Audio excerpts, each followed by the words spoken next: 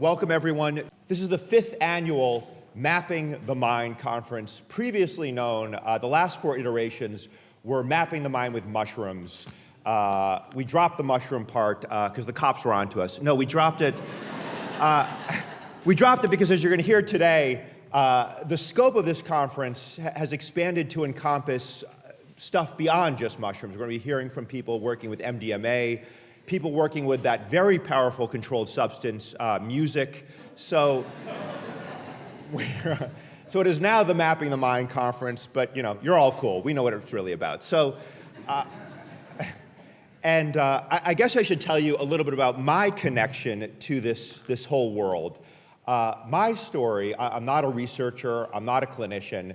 I'm essentially wildly unqualified to be up here, but my story is I had very debilitating obsessive compulsive disorder for many, many years. If anyone has OCD, well, raise your hand 6 times.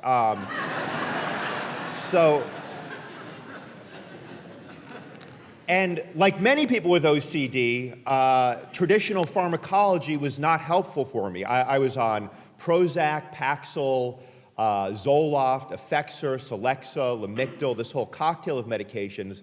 They did not help me. I had seen specialists. Nothing was effective. And then I read at that time, and still actually the only published study of any psychedelic for OCD, and the results of this study, it was psilocybin for OCD. The results were very promising, so I decided to embark on a program of vigilante psychopharmacology. I tried to cure myself. And I actually have a monologue, a solo show about these experiences called The Mushroom Cure. We performed it on Thursday as part of this conference. And thank you. Yes. It's the story of how I tried to cure my OCD with psychedelics. Often when people hear about the show, they'll ask me, they'll say, well, did it work? Did you cure yourself? And I always tell them the same thing. I say, buy tickets. I'm not just going to give you the answer for free. And then they always say, but I'm your mother, I'm just concerned about you. So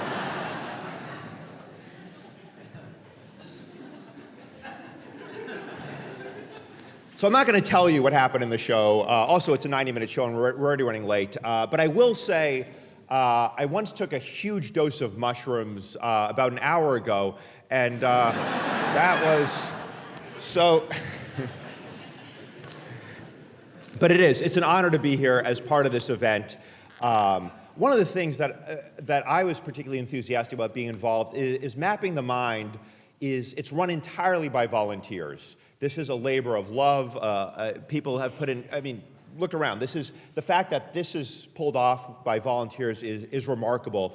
And I'm not going to embarrass the volunteers by saying their names, plus I don't know most of their names, but if we could give sort of a collective round of applause for the people who are, yeah.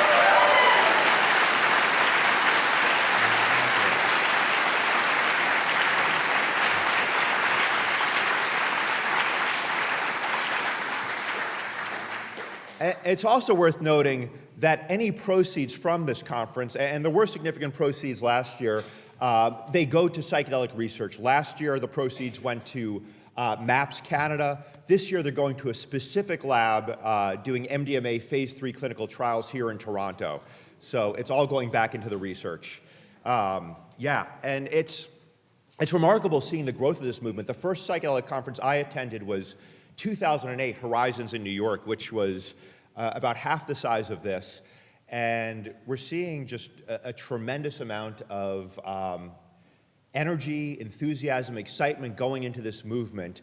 And we're seeing a lot of expansion, too, of some of the main organizations that are behind this research, like Hefter Research Institute, Beckley Foundation, MAPS, of course, have been growing exponentially in recent years, which is a good thing, though I do wonder, as these organizations get bigger, are they going to have to start instituting the sort of policies that large organizations typically put into place, like workplace drug testing? Is that going to be something that's going to, in the not too distant future, are people going to be called into the MAPS HR office? Listen, Jeff, we got your drug test results back. Very disappointing. You have almost no drugs in your system. This is no LSD, no MDMA. I mean, your cannabis levels are okay, but let's be honest, that's probably secondhand smoke from Rick Doblin's office. So we're gonna let this one slide, but next test, if you don't show at least moderate levels of psilocybin, we're gonna have to let you go. MAPS is a drug-free environment. So it's changing a lot, and there are legitimate concerns about the commercialization of psychedelics. And I personally think it's probably inevitable. I believe in the not too distant future, you're gonna turn on your TV, see something like this. Enlightenment.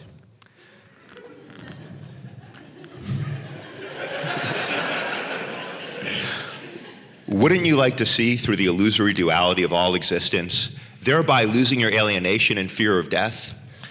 Of course you would. But with your busy modern lifestyle, who has the time? 5-MeO-DMT.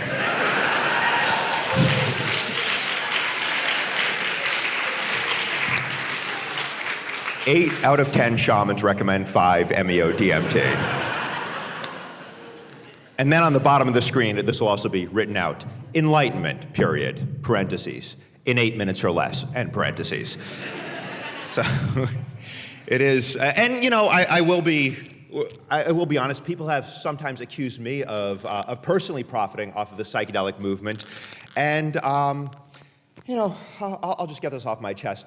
I'm a comedian in New York City, guys. It's an extremely competitive market.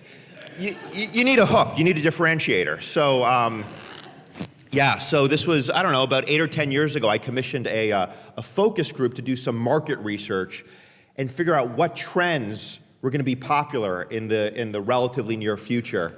And they narrowed it down to 2 for me. It was psychedelics and avocado toast. That was the other one. So yeah, and looking around this room today, I think it's pretty clear I made the wrong choice. But no, I am honored to be here. And it's just incredible to see the growth of the movement in so many different dimensions. I mean, even ayahuasca has gotten so popular, which does not sound on paper like something that would have a lot of, I mean, the actual effects of ayahuasca sound like anti-drug propaganda. You know what I'm talking about, anti-drug propaganda, these lies they've told us, that MDMA puts holes in your brain. If you try LSD once, you'll love fish forever. These horrible lies that it actually takes 3 LSD trips to become a fish fan. It really depends how strong your LSD is. There's about 1,000 micrograms to become a fish fan. We need more research. But yeah, no, ayahuasca is the only thing where people are like, oh yeah, I had projectile vomiting, explosive diarrhea, I thought I was gonna die. I can't wait to do it again tonight.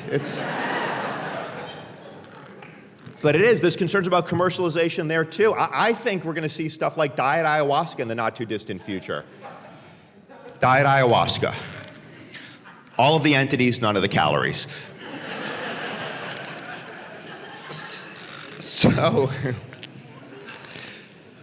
but on a more serious note, I want to say that the importance of events like this, I don't think we can underestimate them, because I think it's easy now to become a little bit complacent, to feel like the advent of these medicines is inevitable.